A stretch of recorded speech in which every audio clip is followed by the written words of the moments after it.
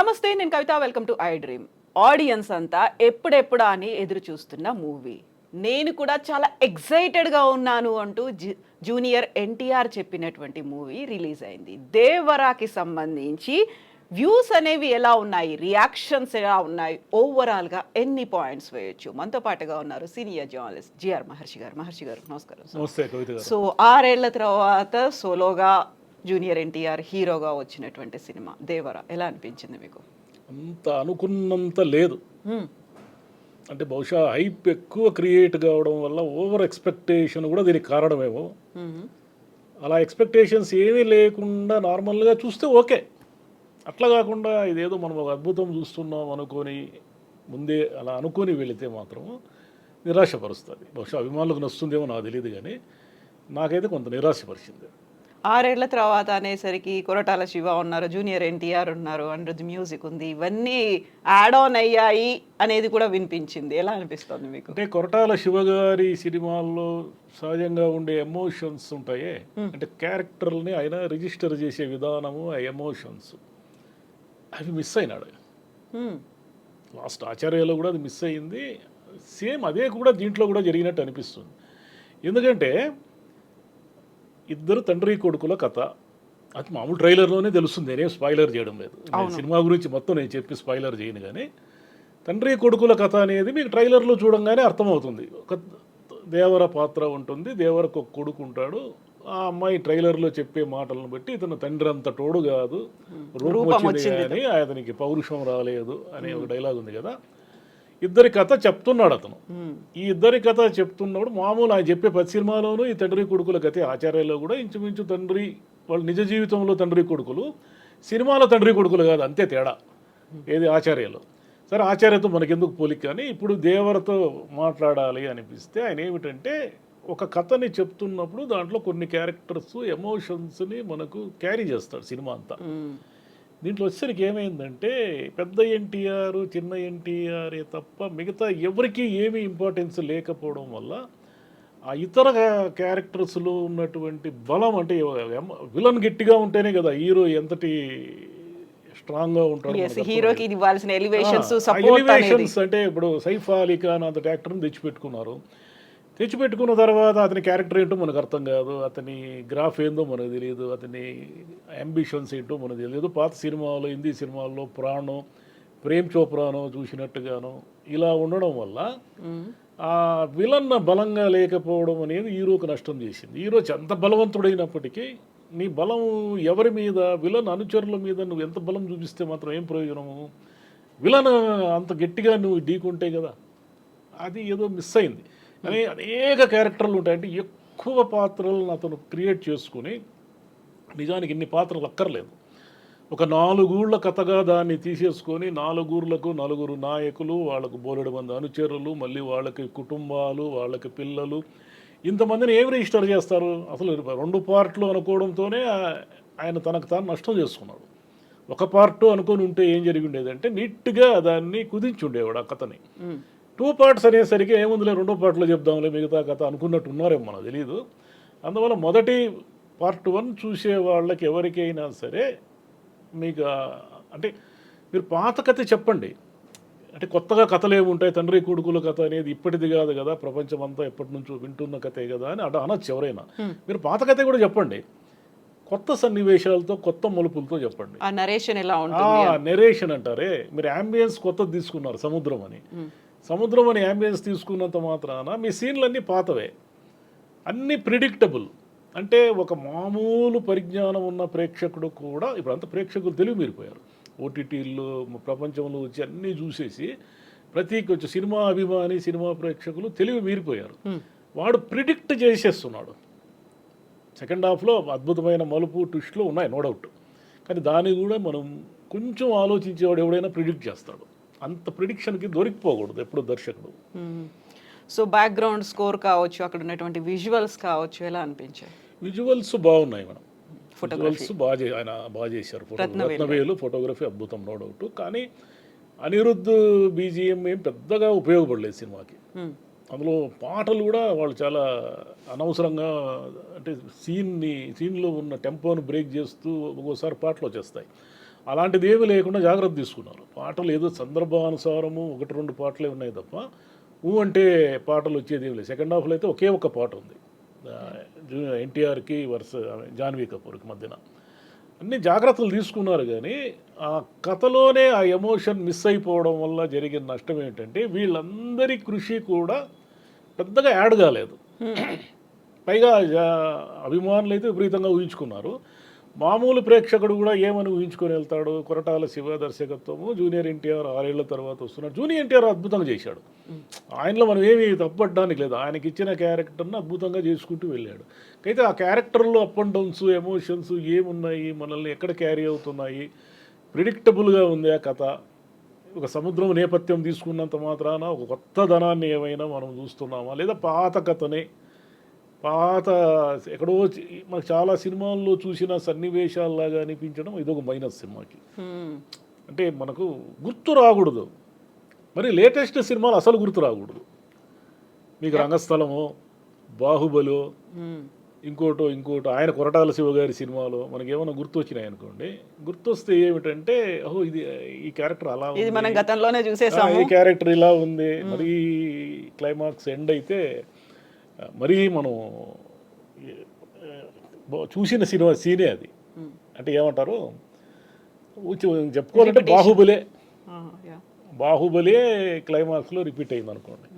Janhvi Kapoor first Telugu movie ఏమీ లేదు. నిజానికి అమ్మాయి శ్రీదేవి కూతురు, మనకు ఒకప్పుడు తెలుగు ఇండస్ట్రీని రూల్ చేసిన హీరోయిన్ కదా శ్రీదేవి. అమ్మాయి కూతురుని తెలుగు ఇండస్ట్రీకి ఇంట్రడ్యూస్ చేస్తున్నప్పుడు ఎంతో కొంత అమ్మాయి పాత్రకు కొంత వెయిట్ ఉండాలి.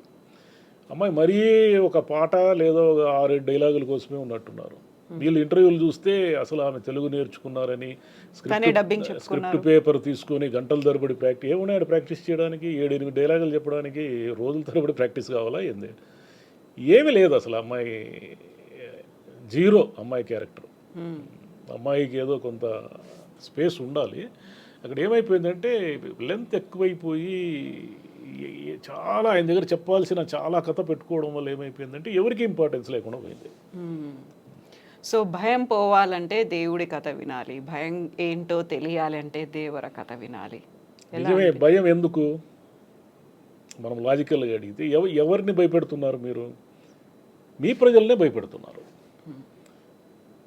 ఒక right person in the wrong group అనే ఒక కథ తీసుకుంటే ఇవన్నీ పాత మన బందిపోడు దొంగల సినిమాల నుంచి చాలా కథలు వచ్చాయి.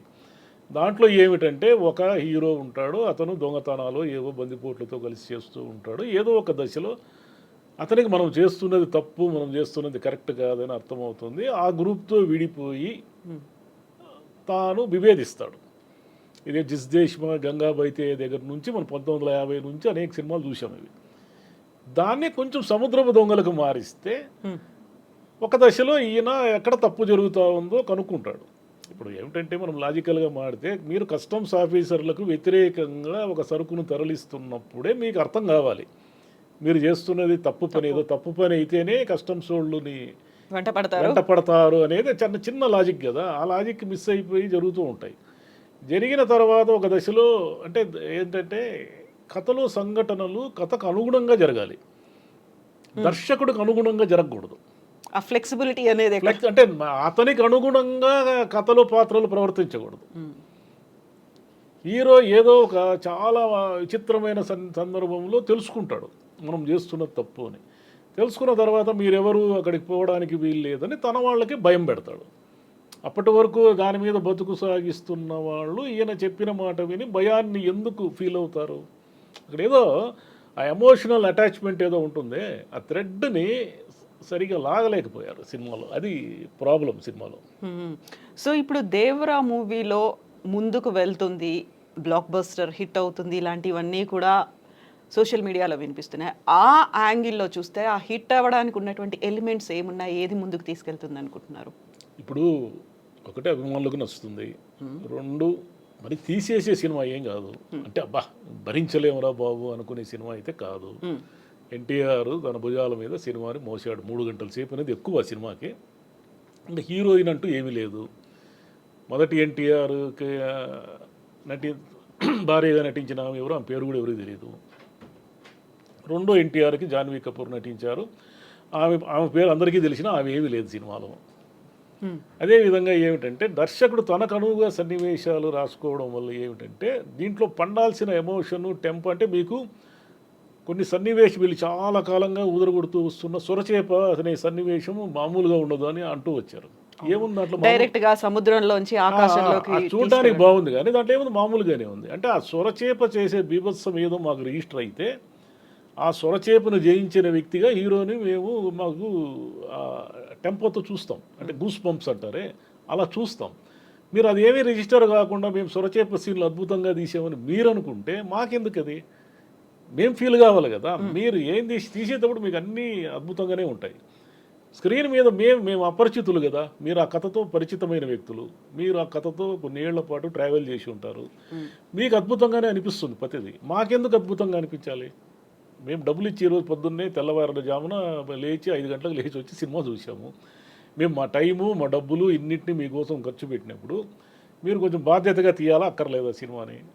మేము మేము బ్లాక్ బస్టర్లు ఇస్తున్నామని మీరు అనుకుంటే ఎలా ఇస్తారు బ్లాక్ బస్టర్ ఈ కథతో? మీరు సాదాసీదారణమైన కథనంతో సాదాసీదా కథతో అయితే ఓపెనింగ్స్ వస్తాయి, డబ్బులు రావచ్చు, హిట్ టాక్ కూడా రావచ్చు, దాన్ని నేనేమి విభేదించను. కానీ కొరటాల శివ ఎన్టీఆర్ గారి కాంబినేషన్లో అందరూ ఎక్స్పెక్ట్ చేస్తున్న సినిమా అయితే ఇది కాదు. ఈ అంచనాలను అయితే ఇది అందుకోలేదు. అందుకోలేకపోవడానికి కారణం ఏమిటంటే దీన్ని 2 పార్ట్లు అనుకోవడం ఒక తప్పు. సీక్వెల్ గా ఇంకోటి వస్తుంది. 2 పార్ట్లకు తగిన కథని ఏదేదో ఊహించుకునేసి ఫస్ట్ పార్ట్లోనే కథ లేకుండా చేసుకోవడము. ఫస్ట్ పార్ట్లో మీరు అనుకుంటున్న కథ ఒక పెద్ద ఎన్టీఆర్ ఒక దశలో తను చేస్తున్న పని తప్పు అని అనుకుని తర్వాత రెండో ఎన్టీఆర్ వస్తాడు, తండ్రికి సంబంధించినది ఏదో భయాన్నో ఏదో దాన్ని అతను ప్రొటెక్ట్ చేస్తూ ఉంటాడు అనేదే కదా కథ. ఇంక ఈ కథలో మీరు కొత్తగా చెప్పేది ఏముంది? గూడెంలో ఆయుధ పూజలు, వాళ్ళ గూడెంలో నాయకుల మధ్య ఫైటింగులు, ఇవన్నీ ఎన్ని చూసేసాం మేము. సముద్రం అనే యాంబియన్స్ ఏదో కొత్తగా కొన్ని సీన్లలో చూపించారు కానీ అవి కూడా ఇంగ్లీష్ సినిమాలు చూసి పిరేట్స్ ఆఫ్ ది కరీబియన్ చూసిన వాళ్ళకి అవి ఏమంతా ఈ మీరు చూసిన సముద్రపు సీన్లు ఏం ఆనవు కదా. సో మీరు సినిమా చూసి బయటకు వచ్చిన తర్వాత మీకు రిజిస్టర్ అయినటువంటి సీన్స్ ఏమున్నాయి? పర్టికులర్గా జూనియర్ ఎన్టీఆర్ యాక్షన్కి సంబంధించి ఫైటింగ్ కావచ్చు, అంటే కొన్ని సన్నివేశాల్లో ఆయన బాగా చేశారు. కొన్ని యాక్షన్ సన్నివేశాలు అంటే ఫైట్లు అంటే మరీ నరుక్కోవడమే ఉంటుంది అక్కడక్కడ.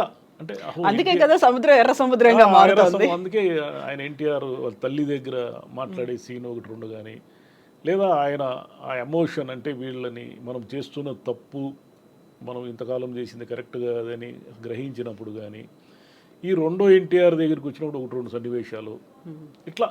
అంటే ఆయన మంచి నటుడే, నో డౌట్. ఆ నటన ఎలివేట్ అయ్యేంత స్పేస్ ఆ సీన్లో ఉండాలి. ఆ సీన్లో లేనప్పుడు ఇప్పుడు అతనికి ఒక కుటుంబం ఉంటుంది, ఆ కుటుంబంతో ఏమైనా ఎమోషనల్ అటాచ్మెంట్ అంటే అదేం పెద్దగా కనపడదు మనకు. అసలు ఆయనకు ఒక కూతురు ఉన్న విషయం సెకండ్ హాఫ్లో చాలాసేపు నాకు అర్థం కాలే. డైరెక్టరు దేవరకు ఒక కూతురు ఉందనేది సినిమాలో పెట్టాడు.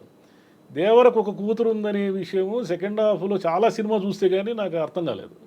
నాకే కాదు, మామూలు ప్రేక్షకులు కూడా అర్థం కాదు ఆయనకు ఒక కూతురు. ఎక్కడైనా మీరు రిజిస్టర్ చేయాలి కదా.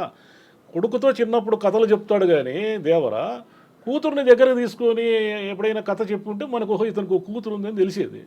మీ కన్వీనియంట్గా ఒక సన్నివేశాన్ని సృష్టించడానికి చిన్న ఎన్టీఆర్ చెల్లెల్ని అవమానించారు ఎవరు అనే ఒక ఫైట్ని సృష్టించడం కోసము మీరు ఒక కూతురు ఉందని రిజిస్టర్ చేస్తే ఎట్లా మాకు? సో మీరు 5కా 10కా ఎన్ని పాయింట్స్ వేస్తారు మీరు? మామూలు 5కే కదా ఇస్తారు, 2.5. సో పర్లేదు, మంచి యావరేజ్ టాక్. అంటే మన ఎక్స్పెక్టేషన్స్ ఎక్కువగా ఉండడం వల్ల ఆ సినిమాకి